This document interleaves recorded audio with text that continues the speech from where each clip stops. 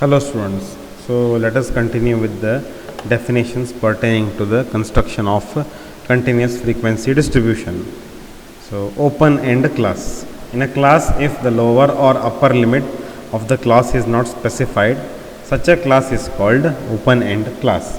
For example, less than, below or more than, above a particular class limit. The frequency distribution is based on open end classes is called open end frequency distribution.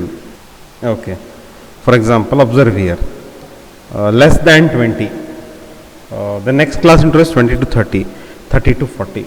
Here you are including the values, those values which are greater than or equal to 20 but less than 30. Here you are including those values which are greater than or equal to 30 but less than 40. These are called as class or class intervals, and the numbers, the two numbers that you are writing here, they represent the class limits. Now observe in the above class here there is written as less than 20. So there is no lower limit here. It is just that values which are less than 20. Less than 20 means it could be anything. It could be 0 up till 0 or even negative numbers, but you don't know. But you can add or you can include the frequencies of the data points which are less than 20, strictly less than 20. This kind of interval is called as open end class interval. Similarly, look here, more than 60. So more than 60 means it could go till anywhere. The minimum value is 60, but the maximum value will be, it could be till infinity. So here you are including the frequencies which are either 60 or greater than 60. Okay.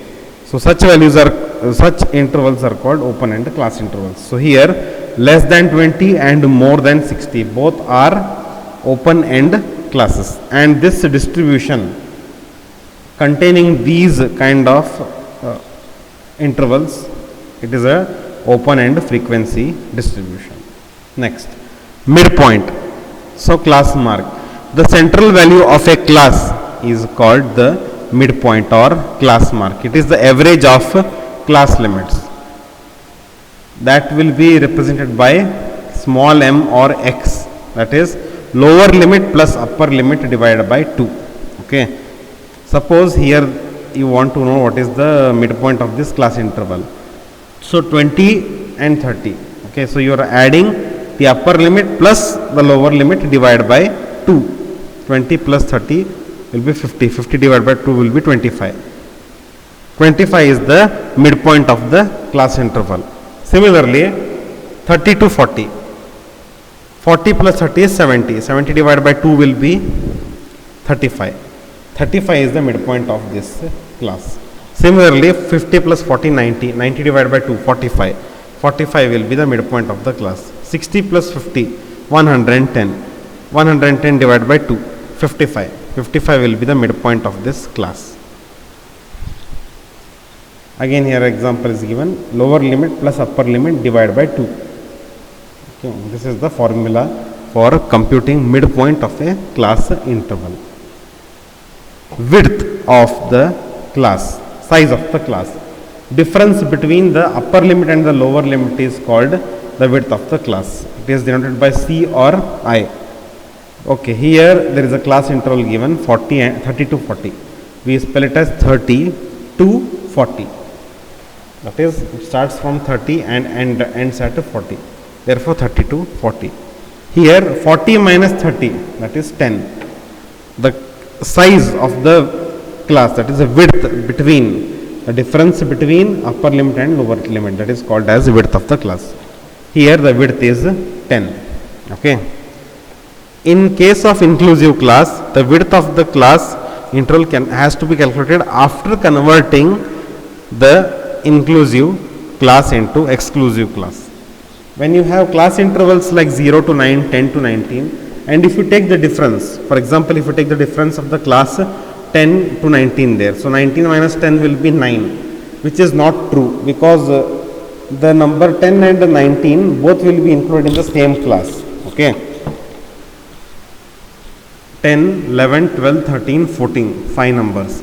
15, 16, 17, 18, 19, again 5 numbers, 10 numbers. The difference there will be 10, but if you calculate it, it will show 9.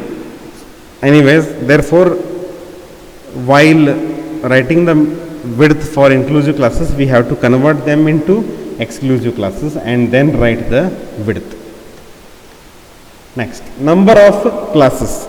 Now, we have to, after once we have computed the range, we have to decide how many number of classes we are going to have. That is these intervals. Here there are 1, 2, 3, 4, 5, 6. Okay. So we need to decide about how many classes are we going to have for a given problem. It can't be very small, that is only 1 or 2 classes, or it can't be very huge like 15, 20, 25 classes. Both of them pose an inconvenience to structure the data properly in the form of a distribution. So we need a certain number of classes that we can fit the data into a distribution properly. The number of classes can be obtained by using Professor Sturges rule. Professor Sturges rule suggests that number of classes capital K is equal to 1 plus 3.322 into log of capital N. Here capital N means the total number of frequencies given. You have to take the logarithm of those frequencies, multiply that with 3.322 and then add it to 1. Whatever the number of you have obtained here, that will be the number of classes you have to write. Suppose the number you have obtained here is 5.8. So 5.8 approximates to 6. So you can have maximum number of 6 classes for the given problem. Okay. Again, width of the class depending upon the number of classes that you have. Width of the class can be computed as range divided by number of class. For a given data, when you have computed the range, say 30. Okay, so the difference between the lowest value and the highest value of the given data is 30. Okay, so you are writing that 30 in the numerator. Number of classes that you have computed here, suppose it is say 6. 30 divided by 6 will be 5. So your width, that is the difference between the lowest value and the highest value, of the given class, that is the difference between upper limit and the lower limit of the class will be 5. If the class intervals will be like 0 to 5, 5 to 10, 10 to 15, 15 to 20, this will be the width of the class. Okay. Next, cumulative frequency. The added up frequencies are called cumulative frequencies. There are two types of frequencies, less than type, more than type. The number of observations below a certain limit is less than cumulative frequency. The frequency distribution formed for less than cumulative frequencies against the upper class limits is less than cumulative frequency distribution. Similarly, the number of observations above certain limit is more than cumulative frequency. The frequency distribution formed for more than cumulative frequencies against the lower class limits is more than cumulative frequency distribution. For example, this is your given distribution here. These are the class intervals and these are the frequencies. Less than means you are adding the numbers one by one from top to bottom. Okay.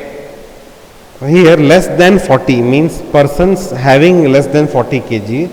So the first class interval is 30 to 40. That is the weights will be above 30 and below 40. Number of such persons are 10. Next, that will be written as less than 30. Next will be, next lower limit is 40 here. Okay. Highest limit is 50. Less than 50. So overall, people having less than 50 kg, that will be 10 plus 15, 25.